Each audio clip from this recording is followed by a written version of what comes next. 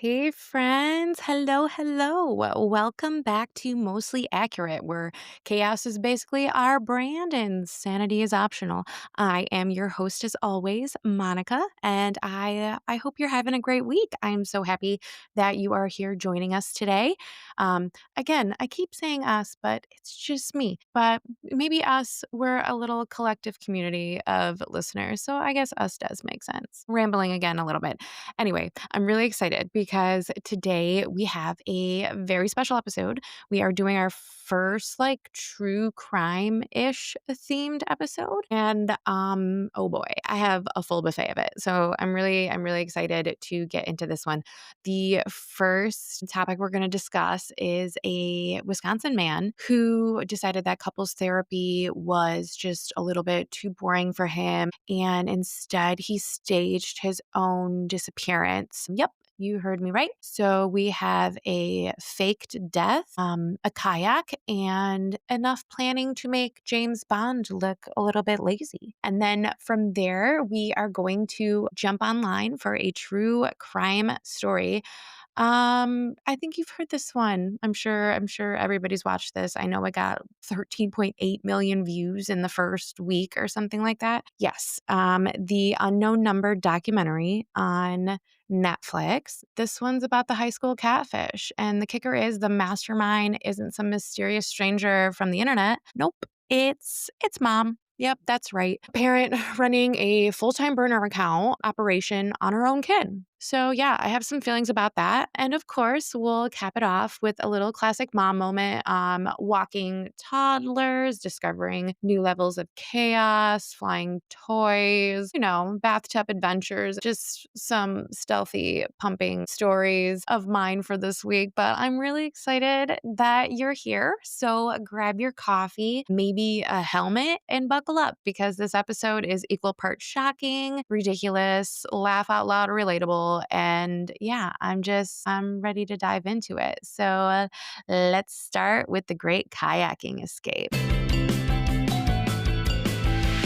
Welcome back to our regularly scheduled programming. I know last week we had an interview which was amazing. I want to do more of those. So yeah, we're gonna do more of those because I think that conversation was super meaningful and I really enjoyed it. We're gonna just get back to our regular flow of the show, and then we'll just carry on from there. So today I have a true crime reality check for you. So picture this guy from Wisconsin decides that his marriage just like isn't cutting it anymore. And instead of, doing couples therapy and working through his problems, he decides to fake his death on a kayaking trip so he can leave his wife and three children to be with his mistress. Yes, this story popped up this week as I was just kind of skimming through my phone and I thought I would give it a deep dive. So we're not doing too many different headlines. We're just going to kind of deep dive into what happened here because the whole thing it's pretty bizarre. So just going to paint a picture for you. Meet Ryan.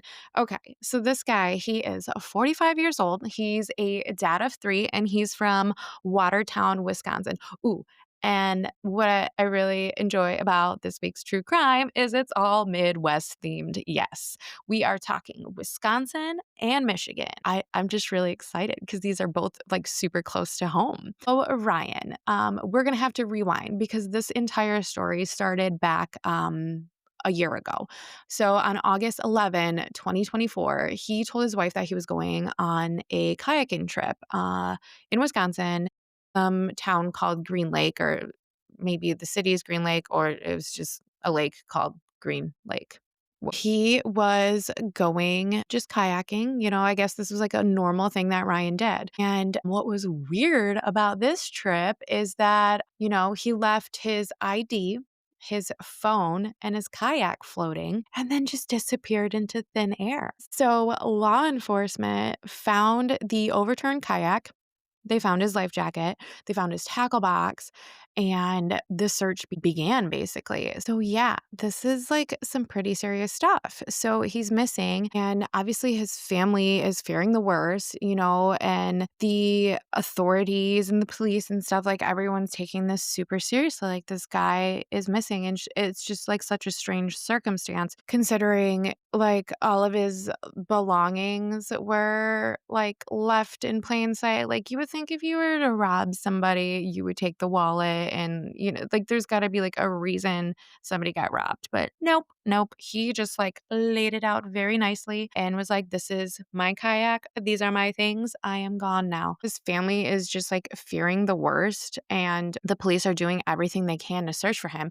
So like they were really looking for this guy. Like, they deployed sonar, dive teams, they even had cadaver dogs looking, and they were just stumped at what happened. And Ryan was basically pulling a full James Bond, pedaling a child's inflatable boat to shore and hopping on an e-bike and riding that for like 70 miles to Madison, and then eventually hopping on a plane and jetting off to the country of Georgia to be with a woman he met online. Oh my God. Like, this is like a Lifetime movie for sure. Like, I feel like this entire episode is just perfect Lifetime movie topics.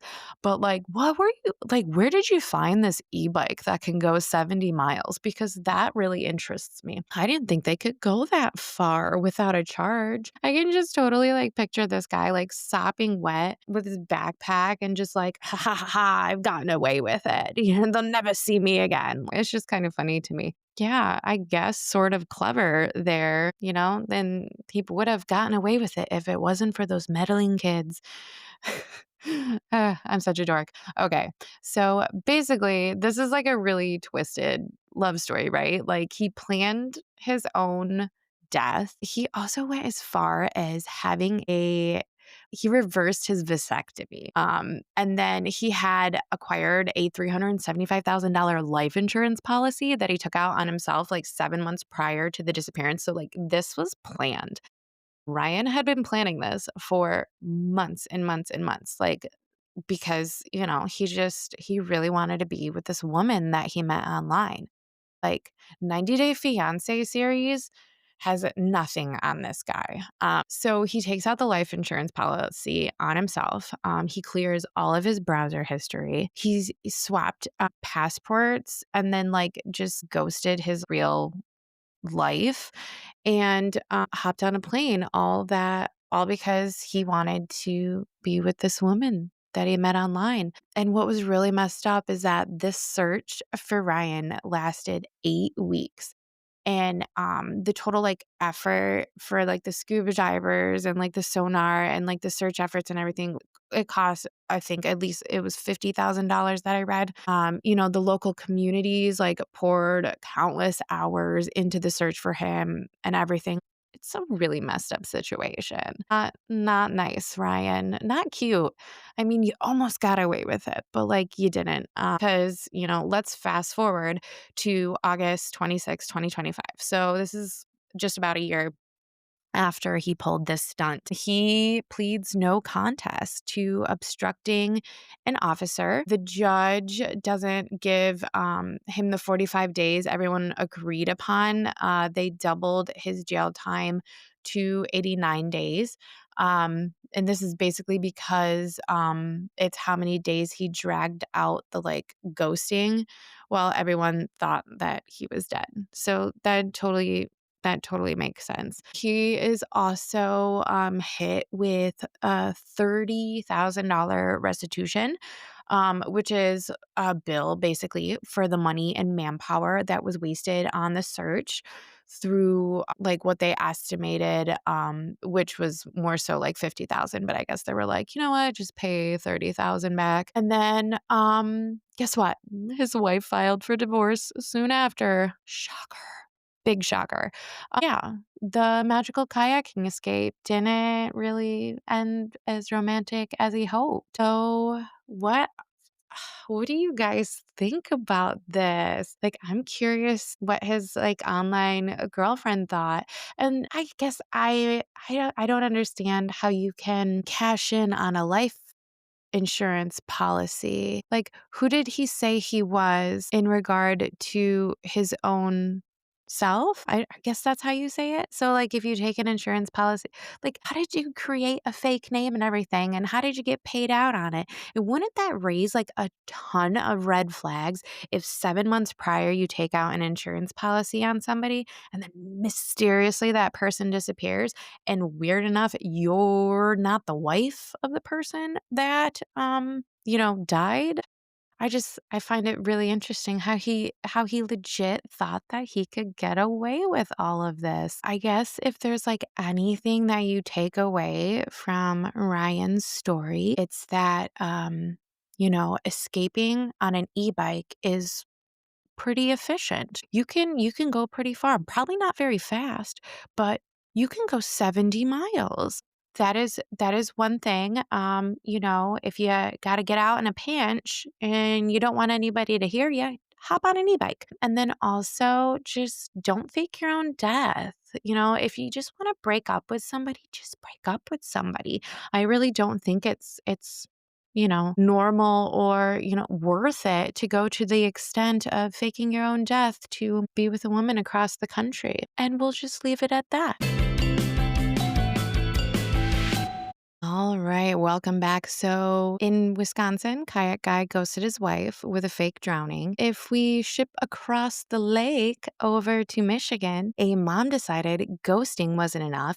She went full on catfish mode on her own kid. Yep, buckle up on this one. I'm sure you guys have seen it. It's the Netflix documentary Unknown Number, the high school catfish, like teens getting bombarded with like creepy, threatening text messages from random numbers. And we're not just like talking like a few text messages. Like we're talking of dozens of text messages a day in the middle of the night. Like these are intimate text messages. Like only like a person who is basically like constantly watching you would know certain things about these text messages that were coming in. So it was like super creepy. I'm sure you guys have all seen it.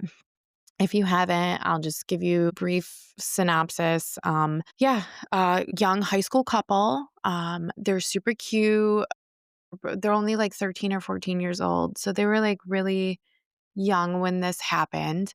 And they just started getting text messages, very explicit sexual text messages, like aggressive. And it was directed at both the girl and the boy in the relationship. Like, but I kind of feel almost like the girl Lauren got the grunt of it. And fast forward a year later, still getting text messages. And after an FBI investigation, it turns out it was her own mother. Like, what the hell? Okay.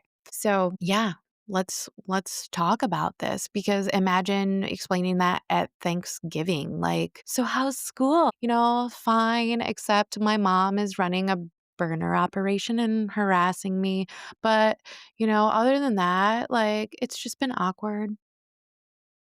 Like, this story was I don't know, this story just, like, made me mad. It made me sad for the daughter, and also it made me really curious to understand, like, what was going on through the mother's head, which I'm not sure if I still understand completely or not. It's like high school is already traumatizing enough, with bad cafeteria food and pizza and puberty, and then, like, the last thing you need to add is your mom harassing you from a burner phone.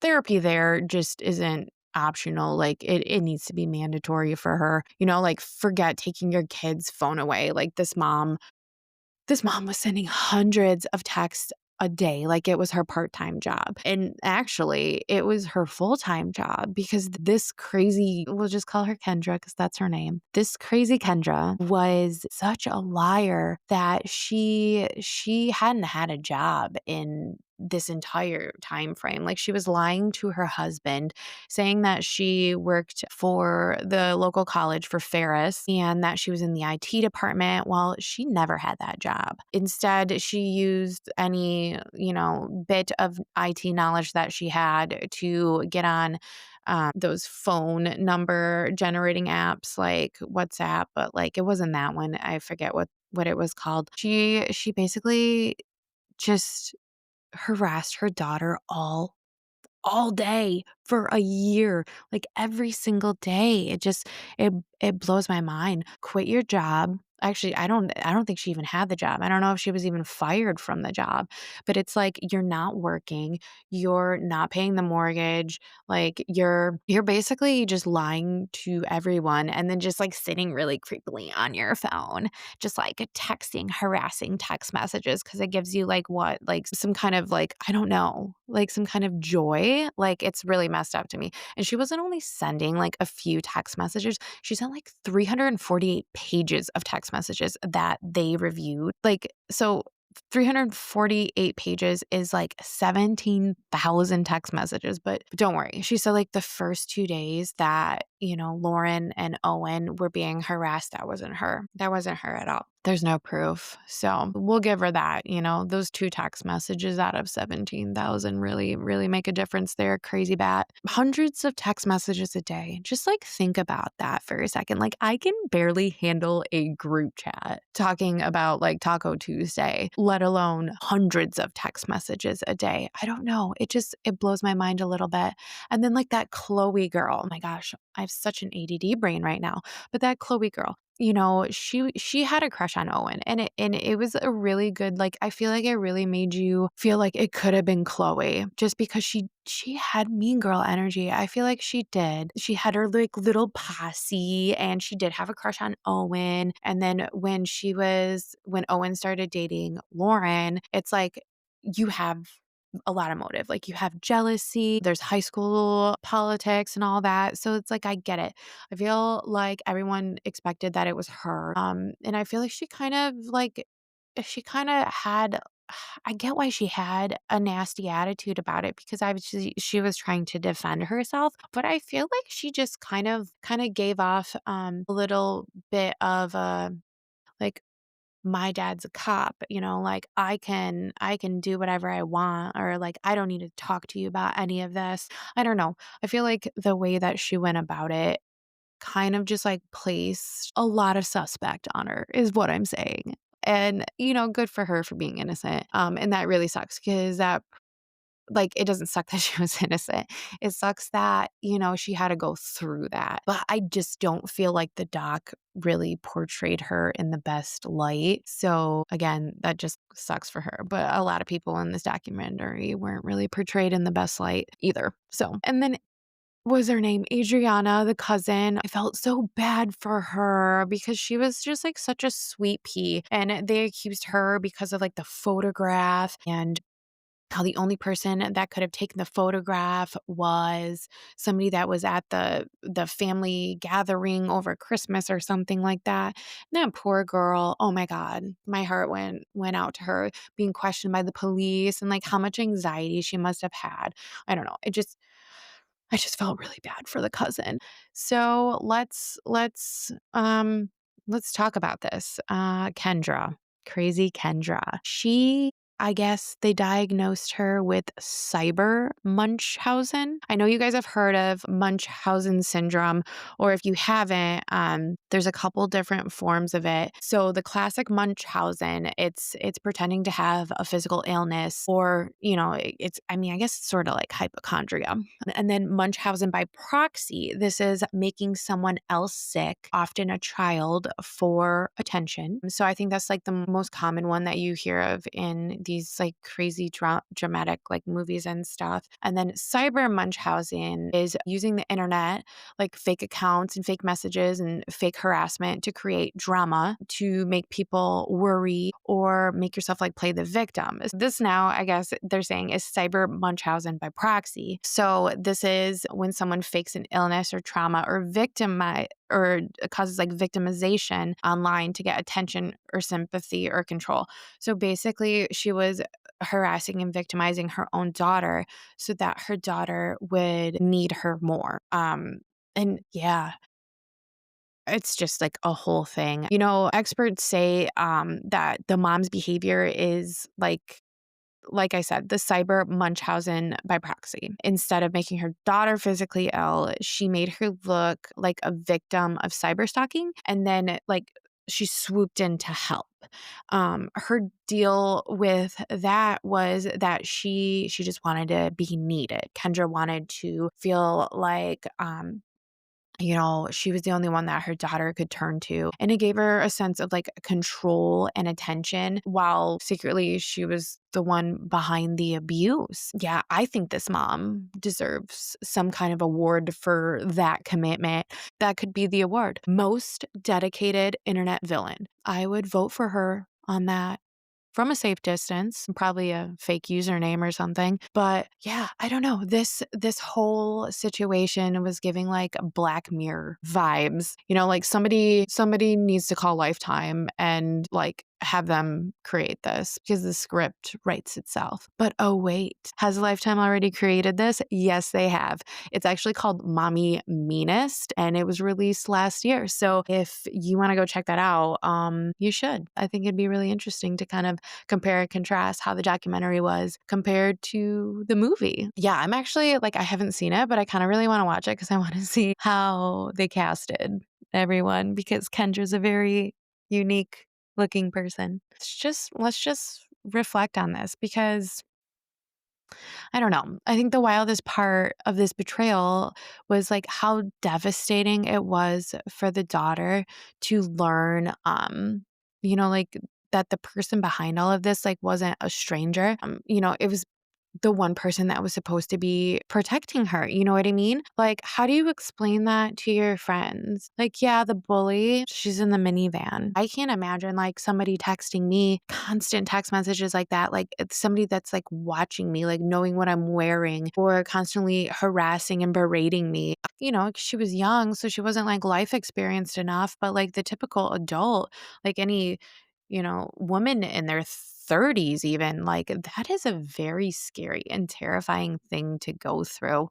She's gonna need therapy. I don't know how much therapy she's gonna need because right now she still loves her mom and she misses her from what I understood in the documentary, which was really very much downplayed what her mom did. And I almost feel like maybe Lauren has some type of Stockholm syndrome. I don't even know if I guess it could be a form of that because okay, so Stockholm syndrome is a psychological response to trauma where a person is held captive or abused, develops a bond with their captor or abuser, often exhibiting positive feelings of sympathy towards them as a survival mechanism. So yeah, I guess you could attest to Lauren's response at the end of the documentary to almost that because it's not like she was developing a bond with her abuser. She already had that bond with her abuser. That abuser is her mother.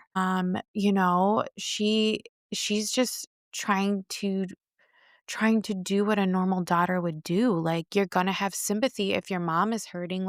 I understand. Yeah, you told me to kill myself and you told me that had a flat ass and you told me that I don't do enough with my boyfriend and all these disgusting things that no teenage girl should have in her head and just constantly just thrown at her every single day. And yet she's just oh, but now my mom's so sad, I got to take care of her. And then not to mention how Kendra was just love bombing the shit out of Lauren. I love you. I love you. I love you. I love you. I love you. Text messages, just crazy. You made me sad today because you didn't tell me you love me back. It's such a narcissistic, weird form of just abuse. And then, Kendra tried to justify her actions by her past trauma and how she had, an essay in her past and all that. And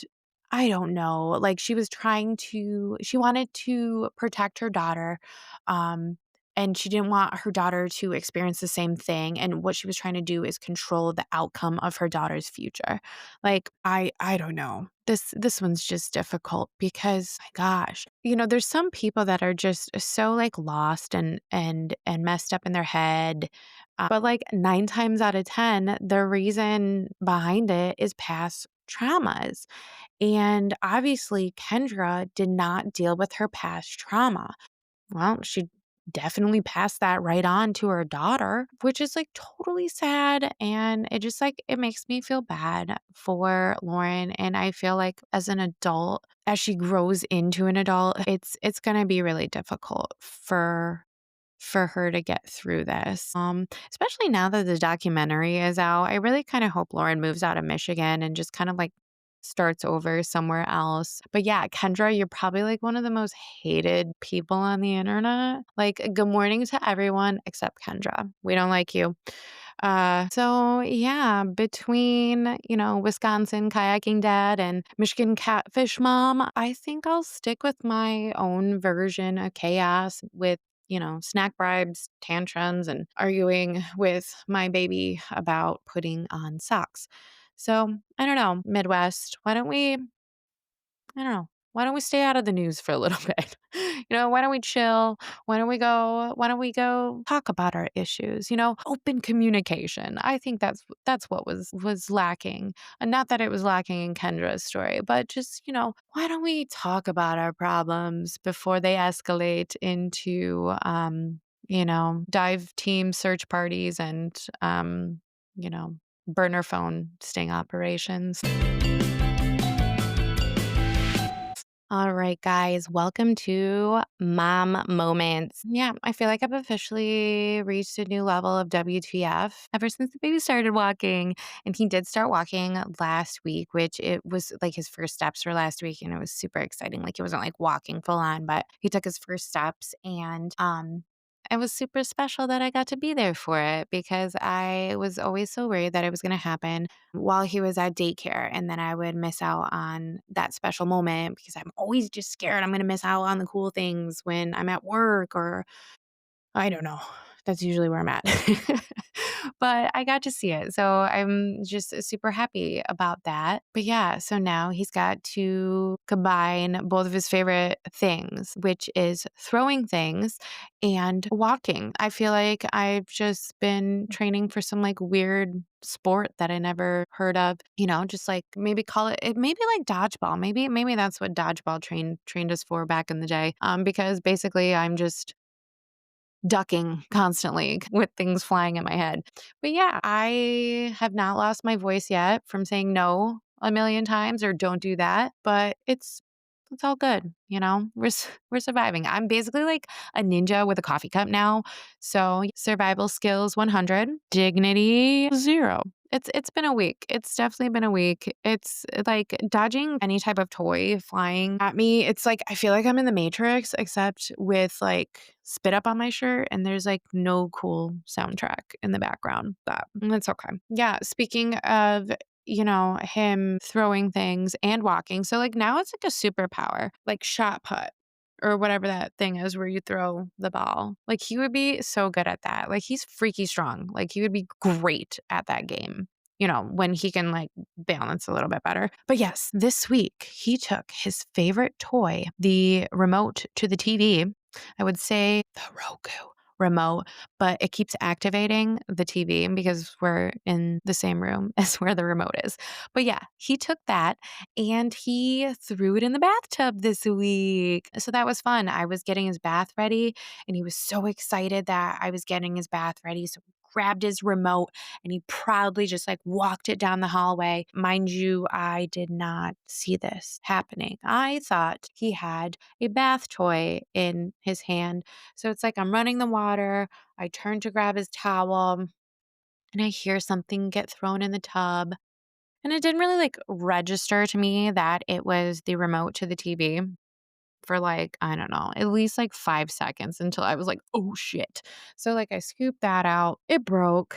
Yeah, it didn't work. It didn't work at all. So I had high hopes that overnight it would dry out and it did not. So we were going to order a new one, but then I was like, I don't know, maybe it just needs more time to dry out. So then I got home from work that day and then, like, I don't know, I shook it around and, like, blew on it like a Sega Genesis cartridge game, and it worked.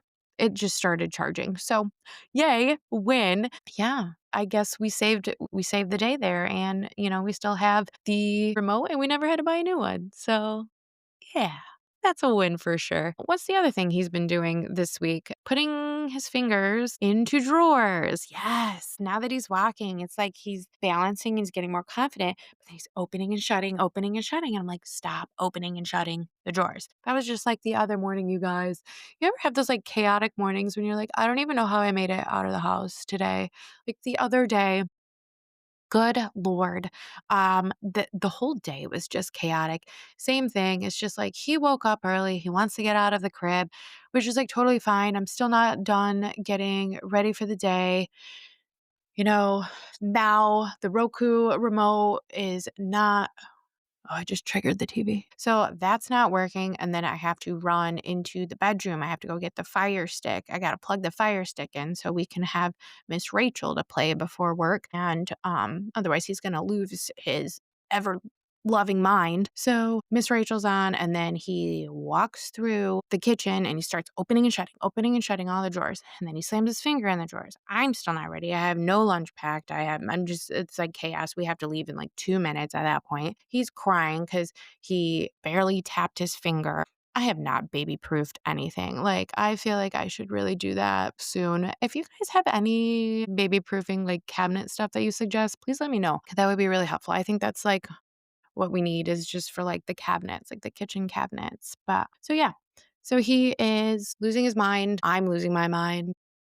I lost it at that point. And yeah, it was just a chaotic morning. And then we get to daycare, everything's fine, and he's just, like, super sad because he doesn't wanna leave mama because he hurt his finger, but that's fine, everything's good. Fast forward, I'm at work, and at that point, I was just like, I need a pump." I think it was, like, at 2 o'clock or something in the afternoon, I was like, "I really need a pump." It's kind of like a weird day, but whatever, that's, like, aside from the point. So, I'm pumping, and I'm minding my own business, and I notice that I leaked through the pump. Like, so I must have not had the, like, flange or the suction, the grippy thing on all the way. I have no idea what happened. I just moved funny. But I leaked through my shirt, and then there's, like, like, the boss people from different locations that came, and I'm just like, so now I have breast milk on my shirt. So luckily I had like a sweater, and I just like hid myself under the sweater. My breast milk stain. But yeah, I could not get out of there quick enough that day. It was just a day. It was a week. It was an exciting week, but it's just like I feel like we have leveled up. We've entered a new level of chaos, and I just gotta learn to live with it, between dodging flying toys, surviving bath tornadoes, salvaging electronics, hiding breast milk leaks at work, and developing some new,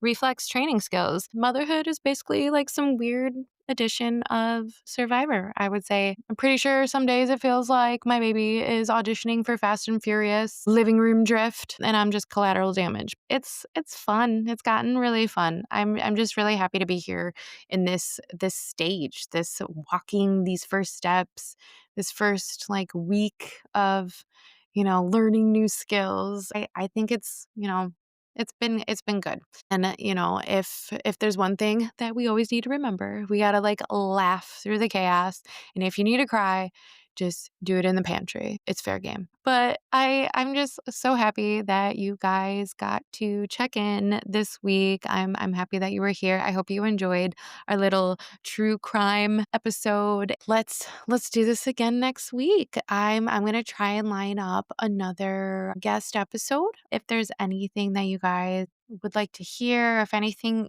that you really enjoyed or you didn't enjoy, please let me know, because as much as I'm doing this show for me, I'm doing it for you guys, because I love my listeners, and it gives me purpose, and this is something that makes me really happy, and I just want you guys to enjoy it as much as I do, and we'll just keep building the show even better and better. You can follow me on Instagram at Mostly Accurate Podcast, on YouTube, Mostly Accurate Podcast. I do have a buy me a coffee link set up if you like what you hear and you want to help support. It's buymeacoffee/mostly accurate. And yeah, like, follow, subscribe. I can't wait to talk to you again next week. Thanks so much. Okay, love you. Bye.